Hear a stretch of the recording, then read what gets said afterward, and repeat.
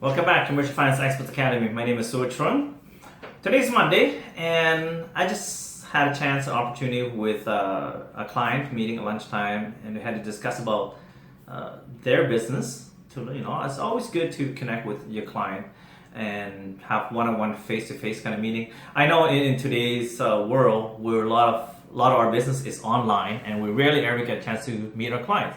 But this one time, I said, it's been a while, so let's go for lunch. And then you know what, you can write it off too, so it's a good thing.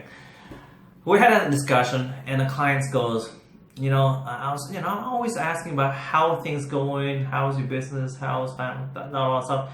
And he tells, seriously, Sue, the economy's not doing so well, our business is not doing so well, and a lot of brokers out there, he's in the brokerage business in freight, logistics, freight forwarding, and all that.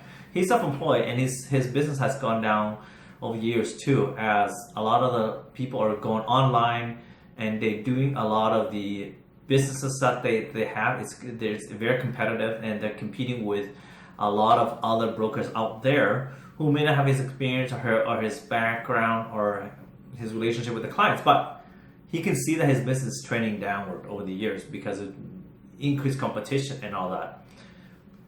And I look at my business too. It's the same. I mean, we're in the brokerage business, but we broker finance where there's brokerage logistics, right? What's the difference? There is not much difference. It's eventually become a commodity because everybody's doing the same thing. So how do you differentiate yourself? It's one thing. How to stand out is another thing. And the third thing is leverage your relationship. That's great. But if apples, push comes to shove, the client may decide to choose to leave, right? And we had a discussion where I say, what can we do that's going to keep the client with you? At the end of the day, it's not all about fluff. Yeah, you can promise them this, and you get great service, extra service, blah, blah, blah. But what the client sees, the bottom line is the bottom line, right? And, it's like the banks have a great thing going for them. They have a great thing. They have it cornered, meaning that they're actually trying to get the clients entrenched in multiple products. And this is what I'm trying to get the point across to my client, that have you considered adding more value, adding more ancillary services related, so that you can keep the client with you. The more products you have, they have with you, the chances are it's hard for them to leave. Right? It's not a matter of the value anymore. It's just like the pain of leaving it takes a lot. For example, the banks got it where they got your checking account, you got your car loan, you got your RSP, you got the investment, you got sometimes even your insurance, right? And it is really hard for anybody to actually leave unless they really push. It being a bad service, they got really pissed and mad about whatever happens, So that kind of breaks the relationship, and there's an incentive, huge incentive for them to leave, versus the pain of leaving. Right? The pain of staying is higher than the pain of leaving. So I was trying to tell the client that you may consider doing something that adds more service to help them with the stress that they're currently facing in whatever capacity they have in their business.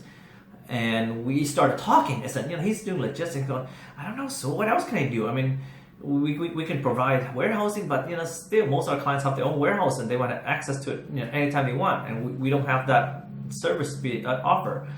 So we started talking and said, what else can you do? I mean, a lot of small business owners doing this with you is because they don't want to have a shipping and receiving guy to take care of all this stuff. So they give it to you so you can do their shipping and receiving for them, all right? Because they don't have that manpower. What other departments that they may have paying with that you can help facilitate? Perhaps you don't provide the service, but hey, connect with another guy, for example, an IT guy, to help them with the IT stuff that they might not have in information technology, computer stuff, software support. Go through you. Have a partnership, everything gets done through you, and you pay the IT partner out. And that way, now you have two products that they have to pay through you, all right? Thirdly, what else you can provide to that business so that it makes life easy for the employees, perhaps, right? And we started talking, maybe provide lunch staff, or provide, something related to do with maintenance, even like cleaning, like they're doing on their own right now. Why don't you provide the cleaning staff or some kind of broker the cleaning services out and have everything funnel through you, so that all the products, all the expenses go through you and they don't have to deal with you. So it's saving three different types of things that they have to do separately. Everything goes to one billing, one invoicing to you. You take care of the other two partners that provides those services, the IT guy, maintenance crew, right? So the coolest thing is, if they have these three ancillary services through you, the chance of a business person leaving for a small discount for one of those services is going to be hard, because whoever's coming in, they're going to have to provide the same level of service and provide all three different types of services for that business owner to want to leave, right? The pain of leaving is so much more now, rather than just saving the amount of money, right? The pain of leaving is, I got to do this, I got to do this, I got to do this, and find somebody else to handle all three. Most business owners don't want to deal with that, right? So in your line of work, in our line of work, what can we do differently that can help people? Well, certainly expand our horizon, help people find better investment vehicle. We do, second, third mortgages. That's awesome. Think about it. Private mortgages to help you invest your client. Suggest helping them with long-term strategy for retirement. Perhaps find a secondary, third property for them to invest, right? So that they can eventually retire without worrying about the Canada pension or their own company pension to take care of it. So these are things that I provide for my client. I do commercial financing, I do unsecured financing, I do business loans, I do leasings for them, I do all the commercial business, all the investment property goes through me. A guy who has 9 properties with me, it's hard for them to leave. 9 leases, 9 mortgage statements, 9 property taxes every year, right? And for all the financial information I already have. Plus, I'm helping with financing for the second mortgage, third mortgage, give him a higher return for his RSP. We have set up with Olympia Trust or Canadian Western Trust so that they can leverage their RSP money, getting higher return. I mean, who doesn't want that, right? So now everything is going through you. The client's chance of leaving is so much more difficult. So the retention is what you're after, right? So that builds client loyalty, and also it's more painful for them to leave. Right?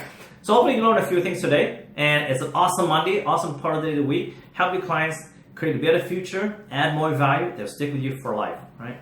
My name is Su Trung, and I'll hope to see you in the next video. If you like my videos, just click like, subscribe to the channel. If you have any questions, comment below. Take care, see you in the next one.